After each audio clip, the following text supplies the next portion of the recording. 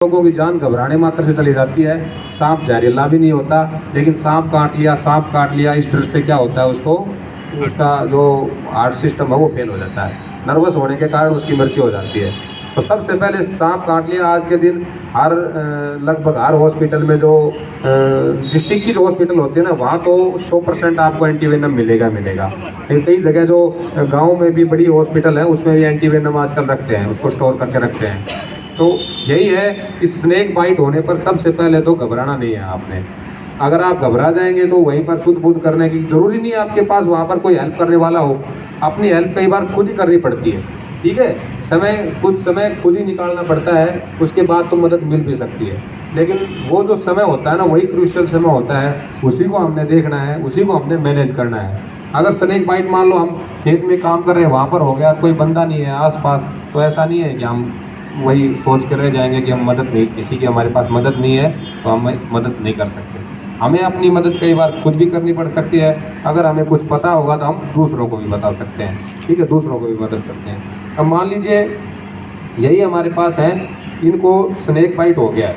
Snake bite in sense पैर में हो गया है, हाथ में हो गया है, कहीं भी जो भी है वहाँ पे हो गया है। तो सबसे पहले जो करने की चीज़ है वो है, अगर आपके पास फ़ोन है या कुछ है तो आपने EMS को अलर्ट करना है। EMS है इमरजेंसी मेडिकल सर्विसेज, जो अपनी एम्बुलेंस सेवा है, 108 नंबर है ना, उसको कॉल करके इसके बारे में जानकारी देनी है, ताकि तब तक आप फर्स्ट एड करो, तब तक वो पहुंचकर उसको इवैक्यूएट कर ले और वहाँ पर उसको एडवांस मेडिकल केयर मिले।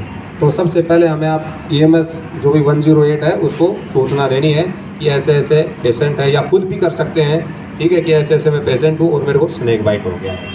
उसके बाद में क्या है, जो घाव वाली जगह है, जो सांप ने जहाँ पर बाइट किया है उसको पहचानना है। उसको कैसे पहचानेंगे?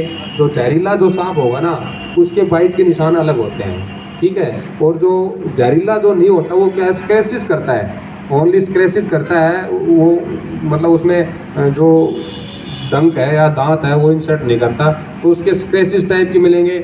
और जो सर्प दंत होते हैं ना, जिसमें जहरीला होता है, उसमें 2 करके या 3 करके ऐसे डॉट मिलेंगे आपको।